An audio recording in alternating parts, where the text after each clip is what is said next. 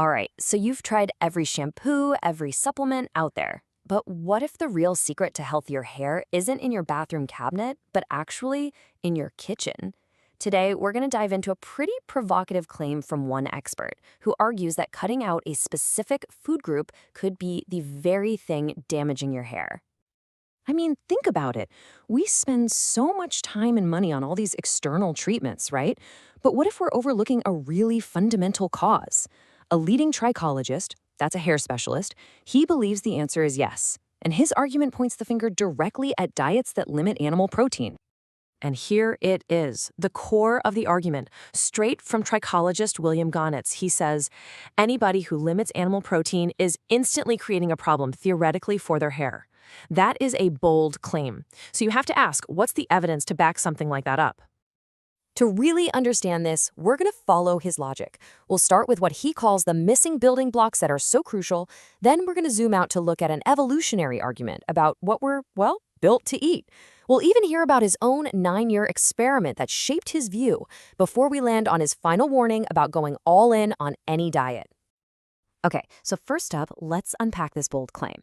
Why does this expert believe that limiting certain foods creates such a basic, fundamental problem for our hair?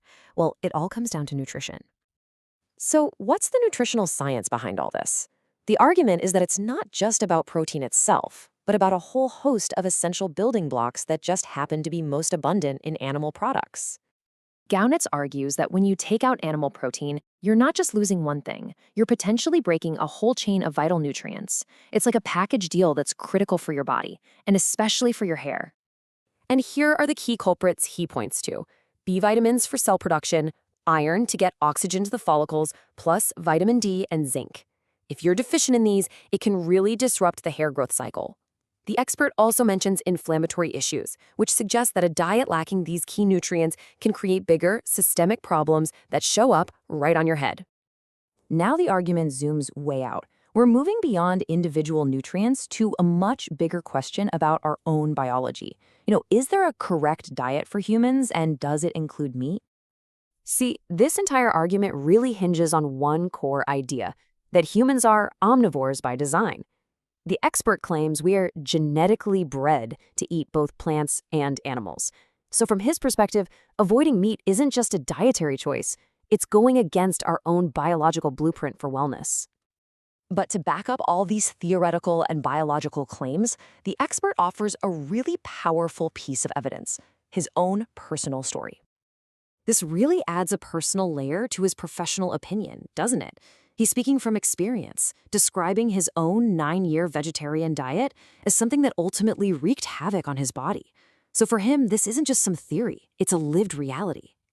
9 years. I mean, that's a serious commitment. And it's this long-term personal experiment that really gives so much weight to his pretty dramatic shift in perspective. Okay, so after making such a strong case for animal protein, the expert surprisingly pivots.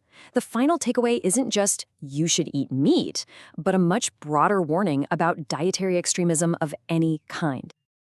At the end of the day, the message becomes less about one specific food and more about avoiding rigidity. The warning is against being all in on anything.